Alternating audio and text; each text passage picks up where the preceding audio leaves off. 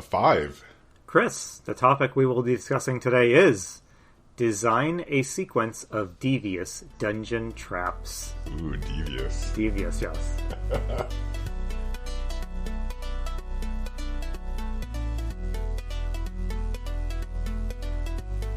Hello and welcome to Roll for Topic, a roundtable discussion about topics related to running role-playing games. I'm Chris Salzman. And I'm Andy Rao. And Andy, so I wanted to bring up something with you today. So listeners, I'm nervous, but go ahead. Yeah, I don't think you should be too nervous. So I've picked back up the Silmarillion as an audiobook. Excellent. I've mentioned it to a few people. So I'm listening to it, and I should really know who the reader is. But the reader is doing an admirable job with all the pronunciations of the various names. Okay. So it's really good, and I think this is actually working a bit better for me than trying to actually read the paper book itself. So have you ever listened to any Tolkien audiobooks? I have never listened to a Tolkien audiobook, no. Okay. Are you like a Dead Tree book purist? Like, do you not count audiobooks as real books? No, I'm not a purist, but 98% of my reading is Dead Tree reading. Audiobooks I enjoy, but I don't do too well at like spending like 15 minutes and then having to stop because I arrived at my destination in the car. And like just driving places and running errands is the way I would be able to experience an audiobook. And that's a less than wonderful storytelling experience for me. How about you? Yeah. So you fill that time with podcasts then, it sounds like. Yeah, a podcast or just music is easier to stop and start because I am less at risk of really getting into something and then having to stop it. Yeah, no, I totally get it. Yeah, I used to do more audiobooks back when I had like a proper driving commute. There's something about like that, knowing that I had a half an hour in the car or something like that made it a little bit easier to say like, yes, I'm going to commit to an audiobook. Because I mean, you're looking at like 40 hours of that experience for a lot of books, especially for, like Lord of the Rings or whatever. So I did the second job we worked together. I think that's the first time that I got through Lord of the Rings. Oh, really? In audiobook format. Yeah. Hey, that's fantastic. I have to say the idea of listening to the Lord of the Rings read out loud to me, it sounds wonderful. I mean, in principle, these sound amazing. Yes. Yeah, that's sort of the thing. But yeah, you do have that scenario where it's like, you get to your destination, and if you're in the middle of like, I don't know, a song that the Ents are singing or something like that, you have to decide, are you going to just cut them off mid verse, or are you going to sit in the parking lot and finish it up? Right. Yeah. Anyways, so I'm doing that, and then I think I also mentioned I just started reading Les Mis. I'm not even going to try to say the full. I'll just butcher the French. That was on a total whim. So I picked up an e-reader from a mutual friend of ours, and I was looking for like anything just to sort of test it out. And that popped up, and I was like, well, I'll give it a shot. Like it's 30,000 pages long or whatever, so we'll see how far I get. But I'm really enjoying it quite a bit. Yeah. So, I have fond memories. I read that in high school, and I have very little memories of specific story details. Okay. But I remember really enjoying it, and I love the musical and the music from that musical too. So yeah, I like I'm a big fan of the musical, although I couldn't tell you how any of the songs relate to each other in the form of a plot. But that's that's how musicals are sometimes. So I'm actually wondering, did you read the full version of it? I think there's some like abridged versions out there. I did, yes. When I was younger, I was more snobby about this sort of thing. So if I had seen abridged, I would have like turned up my nose at it. Yeah. These days, as the countdown timer to the Great Void ticks down, I might be more up for reading an abridged version of certain specific, extremely long, often Russian-written novels. But yes. So you're doing the whole deal, right? Yeah, and we'll see. I'm making no promises that I will finish it, but I'm going to read it as long as I'm enjoying it. So it's the whole thing, and the translation. I don't know. Again, I should know who did the translation. I'm sure there's people that are like, well, you can't read that translation. It's trash, right? You got to use this one. No doubt. Further, other people are like, oh, why are you not reading it in the original French? It's like, right. So I was going to ask, do you listen on a regular basis to any RPG actual plays? I used to do the Adventure Zone. I've sort of dropped off on that, although I want to pick it up with the latest one. But other than that, not really. Like, I'll dip into stuff here and there. But yeah, I mean, I think this sort of relates back to just general attention span issues for me. It's like, yeah, like really grabbing onto one of those and like sticking with it is a little bit hard for me. Hard for me to do. Yeah, I just thought of that while you were talking. We were talking about the joys of hearing a particularly suitable book read out loud. We have this whole hobby is this own weird niche within the kind of oral tradition, oral storytelling tradition. Yeah. And it's a little weird to me sometimes. I wish I enjoyed listening to people play more, because it seems like such a pure form of creative storytelling. And I've certainly enjoyed certain podcasts or whatever, but as a general thing, I have not really gotten into any audio RPG Let's Plays, and that surprises me. Yeah. Do you think is it just the whole thing you just sort of bounce off of, or do you think there's going to be one that will finally grab you? I don't know. I'm always open for recommendations, because I'm always open to the idea that there's one out there that will really grab me. I just haven't found it yet. And I have to say, I have genuinely enjoyed a good number of actual plays that I've listened to. Just not quite enough to be a diehard fan. Maybe we need to, talking about our design challenge about traps, maybe we need to trap you on Roll for Topic by making you create the actual play that you would listen to. Do you think that there's something about the style... Do you think there's something about a role-playing game that makes it less compelling to listen to than, a book like Lord of the Rings or Les Miserables? I've wondered, is the fact that there is only a very loose direction and end point in mind, does that hurt the experience of listening to it? Not that it is not knowing for sure exactly where it's going or having a sense of the trajectory. Does that hurt the listening experience, or am I just grasping for excuses? You might be grasping for excuses, but I think, to me, the thing that always makes me like stop and be like, do I really want to try this actual play is the trust in the people that are playing, right? Because it's like it's a performance at that point. It's a different kind of thing than playing at the table with your friends, right? Like you're trusting them to perform this game in a way that's engaging, engaging in a way that your friends might not be able to pull off. And I think that's fine. I think that these are like two separate, call them disciplines, call them styles, whatever you want. Yeah. That's totally okay. That your game has a different goal in mind than an actual play. Right. So like for me, it's like, if I'm going to sit down, I'm going to listen to this for even an hour or so. Like I need to trust that this is going to land emotionally for me, right? Whereas if you're sitting down to listen to Lord of the Rings, like you that it's good, right? Like know that this is going to be a worthwhile investment of your time and your energy to listen to this whole thing. So. Yeah. And I wonder, for me at least, when I'm playing in a game or running a game for people, I'm not evaluating the story or the performers with anything like the sort of critical eye you take to a movie or to a book or something that you've experienced. But when I listen to an actual play, it's hard.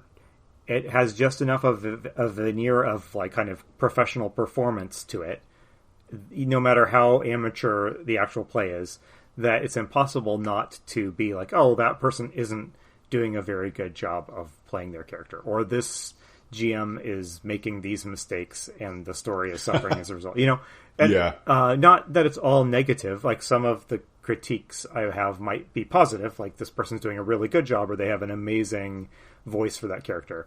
But at the same time, that's a different experience. And as soon as I feel like very few games, even pretty professional ones, can really withstand the sort of critical scrutiny that we are accustomed to bringing to, massive Hollywood productions or great books by famous writers. And that hurts it for me, even while I realize that I'm bringing an unfair perspective to the whole proceedings.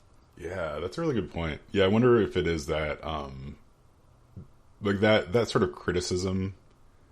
I don't know. It's a little bit easier to do even at the table, I think, of yourself. Like when I'm playing, I will often I don't know, I have critiques over decisions and stuff that I make in character, all the time. But it's sort of like, well, that's a decision that you made, right? And you can kind of live with it. But yeah, if you're one step removed, it's hard for me.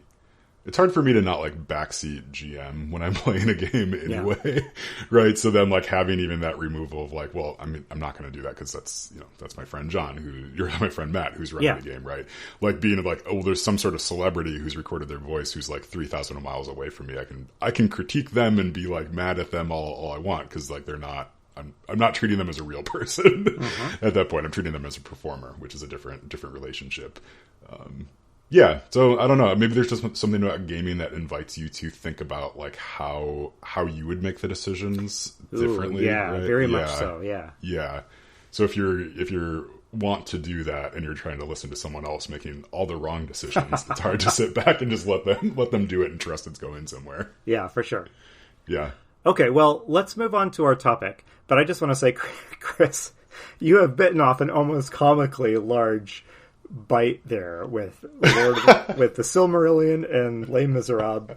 I mean, both of those are in the door stopper variety, something you could use to prop open a large door or something, or to hold up a table.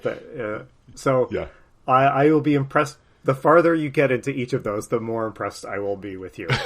Yeah, we'll see. I mean, the last book I read was a business book about the Strengths Finder.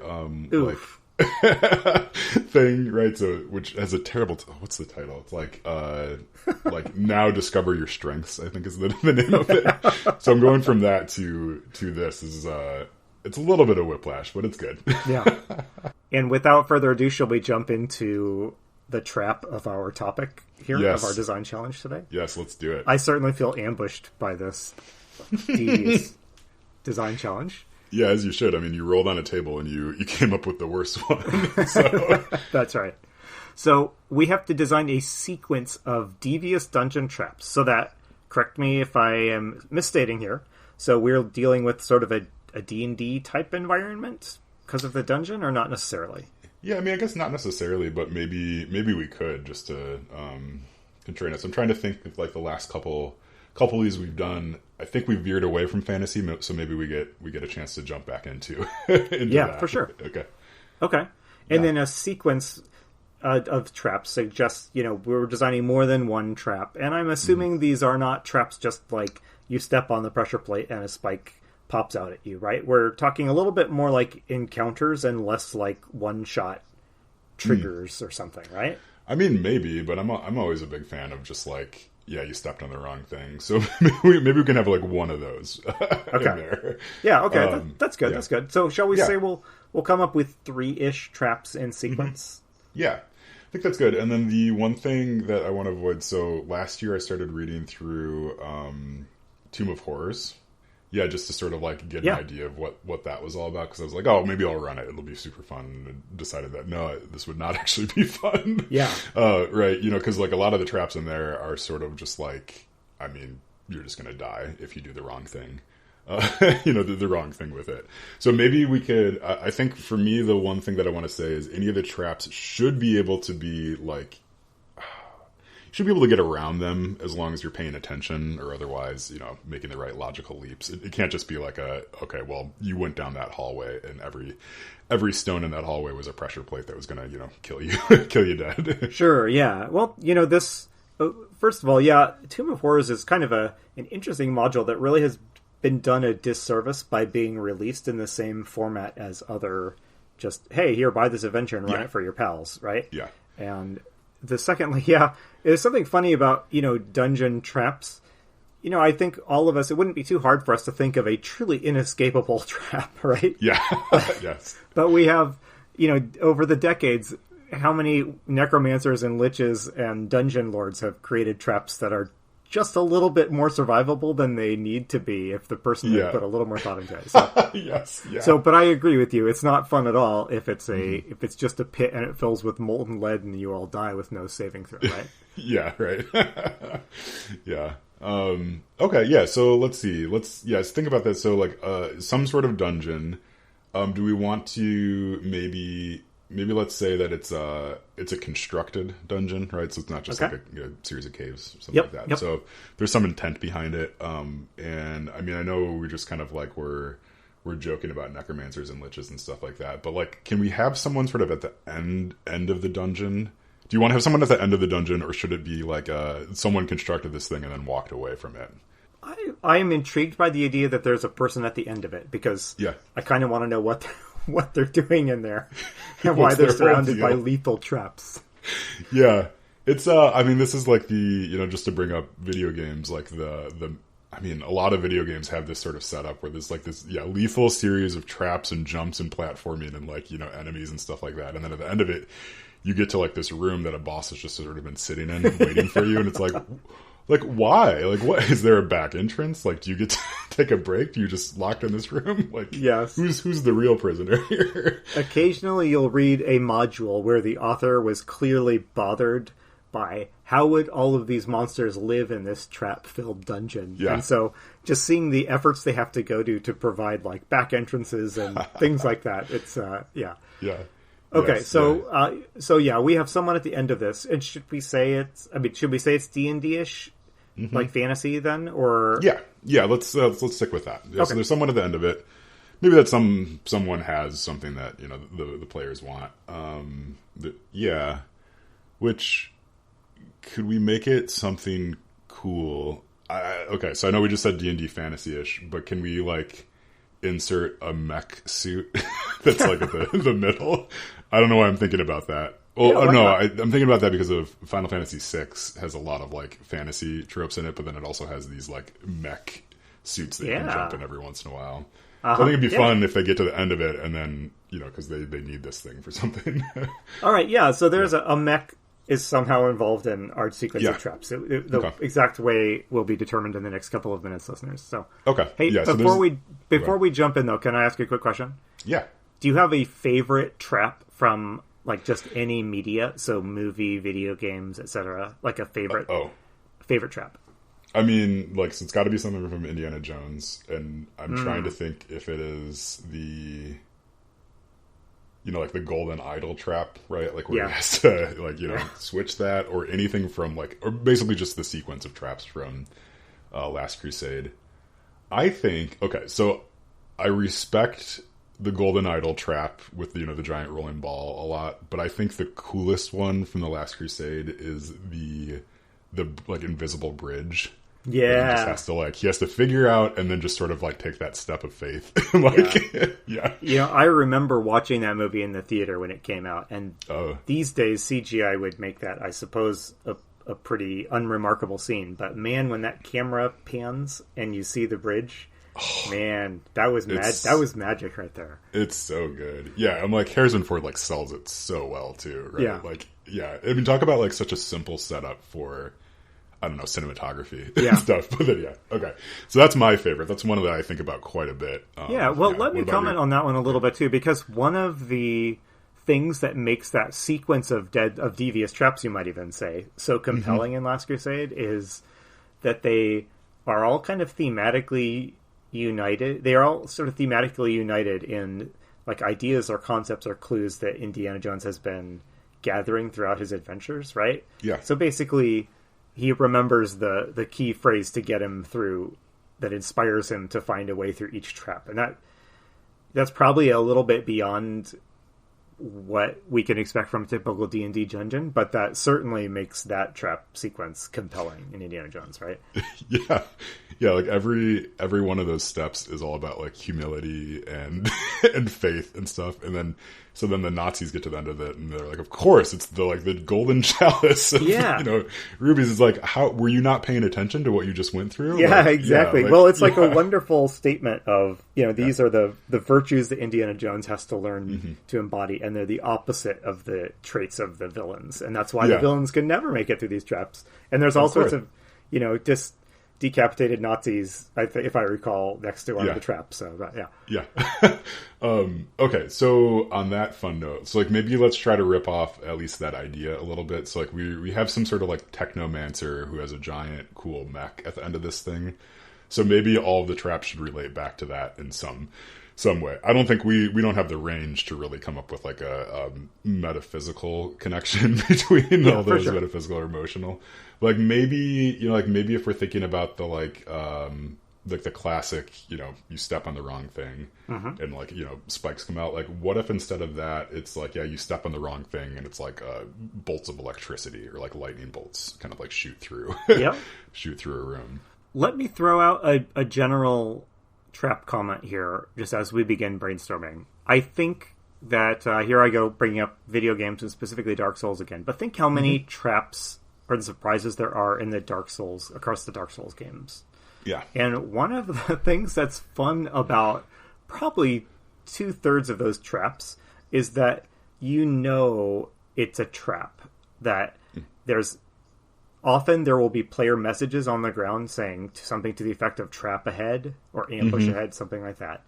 But the game entices you to step into the room anyway, and it even encourages you to try and think about what the trap is going to be. And it's never what you are expecting, right? You are never quite prepared for whatever it is. But the game gives you time to sit there and be like, all right, that clearly something's going to jump out or the floor is going to cave in or something like that when I step forward to reach my goal. And I'm kind of intrigued by that idea of like, this is clearly a trap, but what you want is so important that you can't not step forward and reach for it. Yeah, that's a super good point. And so for those who haven't played Dark Souls, like oftentimes like you're given a hint that there's something that's gonna happen up ahead. You still have to go in the room, and you still end up getting hit by it, right? So like obviously in D&D, like we might want to back off on that. Like you're gonna get hit by it no matter what. But so like I'm wondering like so maybe with this trap that I'm talking about with like lightning bolts or electricity or something like that, like maybe you approach a hallway that is like unnaturally dark in front of you, and like or maybe it's like there's a hallway, so you're on one end of it and like there's some light and stuff, and then there's just this dark hallway, but then there's a light at the opposite end. So you have sort of a magical darkness spell sort of cast in between this this area. So if you step on like the right plate, it like all the lights turn on. You step on the wrong one, lightning bolts go back and forth. Oh, interesting. In some way, right? So like you need light to get across, right? So you have the opportunity to turn on those lights in some way. But I feel like I'm missing. There's a good hook here that I'm kind of missing about this. Yeah. So here, I find kind of pressure plate type traps in RPGs to be a little tough to run. On the one hand, I feel like sometimes the presence of those things or the threat of those things causes PCs to be unrealistically evaluating like the floor in a way that they probably wouldn't in real life. And those are hard to... I guess I'm never quite sure the best way to adjudicate that sort of thing. Do I just roll randomly to see if they stepped on the wrong one? Or I don't know. So maybe we could talk a little bit about how... If we are going to work with sort of a pressure plate type of thing, or you step on the wrong brick in it, how do we spring that on players? Yeah, what if it's like a less...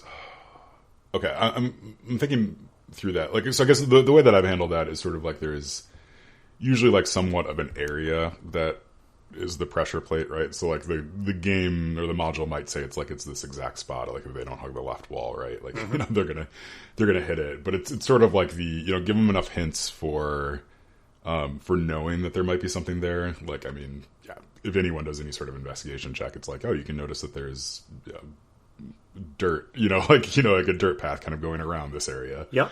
That sort of stuff. So you give them enough hints, and less like, oh, you moved through the wrong space. Like, take D10 damage, 1d10 damage. Yeah. So like going back to this idea, like I wonder if it's like there are lights in there, but like they're slowly getting overloaded, right? So like you turn on there's some way for you to turn on the lights in this hallway. But then you need to move quickly, right? And like so you can give them hints and stuff like, the lights building, right? Like it seems to be getting brighter and brighter in here, as you're walking down this hallway. Like, and then it's like starting to blind you and that sort of stuff. And then if they spend too much time in this hallway, like that's the trap, is like all of a sudden all these lights overload and just start firing off lightning bolts, bolts at them. Interesting. So why do they need to use this lighting system for the hallway? Why aren't they lighting torches or casting light spells of various types? Yeah, I don't think they don't need to, right? So, like, a good trap can sort of be avoided, I think, as well. So, like, they could just walk down, but maybe there's, like, a pretty obvious way to start this off, right? So there's a light switch, some sort of switch, or there is a pressure plate that they accidentally step on, that does light it up, or it's, some sort of motion-activated spell, something like that. So you could get around it if you wanted to, but if you trigger it, then there's somewhat of a countdown that has started. Okay. I kind of like that because I'm intrigued by the idea of just letting the PCs flip the switch because it's there mostly. They don't know that they don't need to flip the switch, right? Mm-hmm. But having done so, that then they need to move quickly before the lights turn into lightning bolts. Yeah, I like that too. Yeah, okay. And then in game there could be other ways to protect themselves from those lightning bolts. Like maybe they do want to camp out there. Like maybe you put a treasure chest in the middle of it, in the middle of that hallway, or they might find some clever way to use that. Maybe they lead an enemy back through the area. I really like the idea of putting a treasure chest in the middle there because it's one thing for the PCs to be able to get through the tunnel alive and to say, we made it, we figured it out, we beat the timer on the lightning bolts. But I do kind of like the idea of forcing the PCs to come up with their own solution for how do we survive in here long enough to open this chest. And I think the GM probably doesn't even need to have a solution. Just let the PCs come up with concoct some way that they can do it. Yes, yeah, I love it. Yeah, they get the rogue up there in the middle and somehow like cloak it. Right? Yeah, they come up with something stupid and awesome. Yeah. Okay, so that's the first trap. It's a long passageway with a chest or something else, some time-consuming reward in the middle of it. And then, the illumination turns deadly if they're there too long. So then they bypass that and they get to the next in our sequence of devious traps, which is, this is probably going to have to be some sort of lab, right? The laboratory in the, in the technomancer's dungeon. Okay. Yeah, like what would be something good to happen in there? Maybe this would be a good spot to have like a logic puzzle trap almost, right? Like drink the right potion to get through the door, like the Alice in Wonderland setup. Yeah, or some other idea, I guess. Yeah, what are you thinking? Like what jumps to mind when you think about a not well thought out idea, but I was, what if one of the PCs, one or more, has a chance of getting trapped by something. Ooh, okay. In the room. So it's a physical trap, like a cage locks around them or... yeah, what if there is just a part of the room is a giant cage and, again, something enticing in there or some sort of reason they might want to go in there? How about this? Okay, so what if there is a giant cage, but that's where all of the technomancer's like stuff is inside of this cage, right? Okay. And so like whatever it's experimenting with, it needs a safe way to they need a safe way to like hide out, right, from whatever they're experimenting with. So they have this cage in the corner that has all their books and their desk and all that sort of stuff. So if someone steps in there, right, the cage automatically locks, right? So it's super enticing to go in. And then otherwise there's a bunch of disused robots and stuff in the room. Yeah. That maybe come to life once that cage locks. So just to reiterate, there's a little chamber somewhere in this room that's sort of like the necromancer or the dungeon lord's secret stash of stuff. And it's insulated and it can be sealed. And it will auto-seal itself off from the rest of the chamber, to protect the necromancer while he directs his experiments or something, right? Yeah. Okay. Yeah, I think so. Yeah. And so the PCs can get locked in there. I like that idea because, A, it'd be fun to lock them in there and have monsters spring out and attack everybody else while one or more of them are stuck in there. Two, they're probably stuck in there with some awesome stuff, but they wouldn't have any idea what they're dealing with. And so you would just be encouraging I don't know. That's an ideal place to have a sweet random table for like what do you find when you root through the necromancer's chest, right? Yeah, I like that. That's really fun. Yeah, because then you can split the party. Like maybe it's either a cage or like a little side room that has like a window looking into the main room. Yeah, something like that. I think the people trapped inside need to be able to see what's going on in the main chamber because that's more exciting. Yeah. Cool. All right, so they get trapped in there, and then some robots and stuff spring to life. Yep. Like to run like the last experiment that this this technomancer was doing, and of course the experiment was like kill everything in the room or like fight each other. Oh yeah, or something like that. The only type of experiment he runs is like, here's a crazy abomination I just made. Let's just turn it loose. Oh yeah, and then that's a really fun thing for the GM to get to describe whatever the heck these things look like. I'm just picturing Rock'em Sock'em robots, but like yes. Yes, the tone of your abominations will vary. If Chris is GMing your game, it's Rock'em Sock'em robots. If other people with more of a horror bent were running your game, it might be worse, but we won't go into that. So okay, all right. So let's come up with the last one then. So you make it through the hallway, you make it through the this chamber, and then maybe there's some sort of like last trap before you actually go meet the technomancer and its cool mech that you're going to steal. Yeah. So let's think. So our first trap is a pretty deliberate trap. It's set there. It's intended to hurt you. I really like the second one because the PCs kind of create a trap for themselves out of just features in the environment that weren't really intended for that purpose. Yeah. I feel like this last one would be something where the necromancer's like, okay, I've really got to set a doozy of a trap up here because if they've gotten this far, they're pretty powerful and smart. Yeah. So this one's going to be deliberate, and this one should be pretty brutal, I think. Although not inescapably so. I mean, you mentioned earlier, like the pit full of molten lead. I think I kind of like that idea. Like, what if you're just walking through a room and like the whole floor drops out, right? And then it's like, the whole floor drops out, or it's like the trash compactor, or something like that. So if you were a dungeon lord, Chris, pretend that your goal really was to truly murder someone who stepped into the room. Like, what are some things you might do? Wow, I've never been given this amount of power. I know you, but just how would you set up your house, Chris, if you had to? If you really wanted the room to be both accessible for like you to walk across, but then also for like anyone else to run into trouble.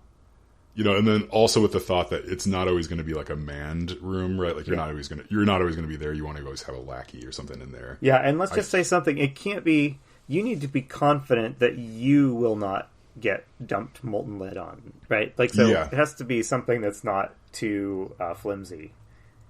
Yeah, I think there's some sort of path in between, right? So I think there is like if you just go from door A to door B directly without like going off the 5-foot path or something like that, you're totally fine. If you do though, like then the whole floor drops out, the whole thing fills with molten lead, like something terrible happens. So I think that's the route you give yourself, right? And there's probably a key as well, right? So there's a key hidden somewhere in this place too, right? You have to use unlock in there. So, but I think then you put all sorts of other things that are pretty tantalizing then off on the other, like off of the happy path. Yeah. Including maybe there is just like the mech that you're after, right? There's like a copy of one of those, those in the corner or something like that. But yeah, so I think you do that, like maybe you have some treasure, lots of like enticing looking books, like anything, maybe you have stuff that any sort of adventurer would really want. Yeah. Maybe even a fake version of whatever probably drew the PCs down here.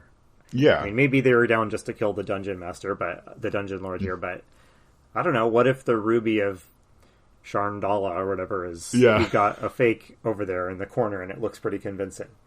I think you could really play with that. Like so whatever your particular party wants, I think you have fake copies of it over there. Yeah, so then I think so if you go off of that path, then, and maybe there's like, I don't know, you want to set it up such that like you wouldn't make a mistake, right? So it's just like, okay, you're not going to have something you have to jump over or something like that.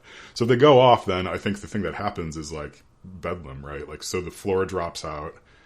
There's some sort of like laser turret system, or like, like there's zombies at the bottom of the pit, something like that. You might want to like set it up so they don't die immediately, because you want to question who these people are, right? Like, so I think the pit, it's like, big pit, it's going to do a lot of damage to you, but maybe you'll survive enough that you can be questioned later. And then at the bottom of it, then maybe that's where you have like I don't know, like your robot crocodiles circling around. Yeah, I agree with you. So I think if you want to be a little more realistic, quote realistic, it would drop you into a pit that you would maybe break your legs but leave you immobilized for the dungeon lord to come and interrogate you. Yeah. But you don't want PCs dropping into molten lead and dying instantly. It's more fun if they drop down to like the sub level of the dungeon of the facility, and they have to make their way up. And I suspect you played plenty of video games that do this, where you're running towards the goal and then they drop you down, and you're like, oh man, I had to get through this level. But DMs could do whatever they want with that, and if they want to hasten a confrontation with the dungeon lord, he could just come to gloat over them while they're at the bottom of the pit, and then the PCs would, of course, pull something out of their hat and turn the tables on him. Or you could just have that be, this is how you get to this other cool part of the dungeon that I designed that you'll have fun exploring, right? Yeah, like what if it's quicksand, right? Like, so there's like quicksand at the bottom. I think that's always good. Yeah, so it's quicksand, so like you're stuck in quicksand, and then the technomancer comes out and he's like, I got you, adventurers. Like, now you have to listen to my plan. That's right. Yeah. Right. Yeah, and then I think that'd be a lot of fun. Yeah, so I think that might do it for us. I think that's a good series of traps. Obviously, so you can get around all of them, and then at the end is your actual prize there too. Yeah, is there anything else that you might want to throw into this before we wrap up? I don't think so. Just that I am a fan for the like, hey, there's a body of a skeleton of a previous adventurer here and his arms are both chopped off as if by a big spinning blade. What is that? Yeah. What does that tell us about the environment we're about to enter? I'm a fan of that sort of thing. And clues like, in that last chamber, the PCs are examining the floor. They can see a well-trod path directly from one door to the other, which is the safe path, and it's not enough probably to make them, I don't know, it might not be enough to actually cause them to change their actions, but it would make them look back at it and be like, oh man, that was what that was for, of course, which is a fun sort of way to be duped. Yeah, I think even with that, with that last room, right, so you could imagine there being like a carpet sort of going across, like a runner, between the two doors, and it's like if they peel that up, they can see like the exact point at which like the floor is going to pull apart or drop out. It's just like it's underneath there, right? So like if you took any time to look, you would have seen, right? So like maybe. Yeah, it like falls open, you're in the quicksand and stuff, and then that like that runner also lands down there too. Yeah. Okay, well I think we've got our devious sequence of traps. If you use these or if you adapt them in one of your games, please write to us and let us know, because we like hearing about that. So we heard from a listener a little while ago who used that weird bookshop we created in a game. That was super gratifying to hear. So. Oh, that's great. Yeah, that was a couple episodes ago. Yep. I like that bookshop, and I want to run that bookshop too. So absolutely. Yeah. All right. Any closing thoughts, Chris? No, I think that was good. I really like this. Yeah. So like Andy mentioned, right? Please write in if you use any of those things, or if you have like ideas for the table. We're open to those as well. Too. You can find our contact information. If you just go to the website gmdiscussions.com. And then there's a contact page which has our email addresses. You can reach out that way, or any other way that know how to get to us. Yeah, for sure. But so thank you so much for listening. I've been Chris Salzman. I've been Andy Rao, and let's not forget to mention the podcast media empire that. Oh, right, yes, I totally forgot. Yeah. Yeah, so Roll for Topic has been part of the Roll for It media podcasting network conglomerate. We really got to figure out like the last couple words there. Yeah, so the Roll for It podcasting network. Yeah, so our sister show, The Splat Book, is on the network as well. Yeah, you can go listen to that at thesplatbook.com. It's super fun, and I think I'm actually going to be on the next episode that they release. We're doing a little actual play, which should be fun. So, did you do your best to sabotage it to, I guess, take out a competitor podcast? Yes, yeah, absolutely, yeah. We are gripped in an epic battle to see who will be the last podcast remaining yes. On the network. Okay, all right. Well, thank you for that reminder, Andy. But yeah, I've been Chris Salzman. I have been Andy Rao. And remember, if your player's having fun, you're a great GM.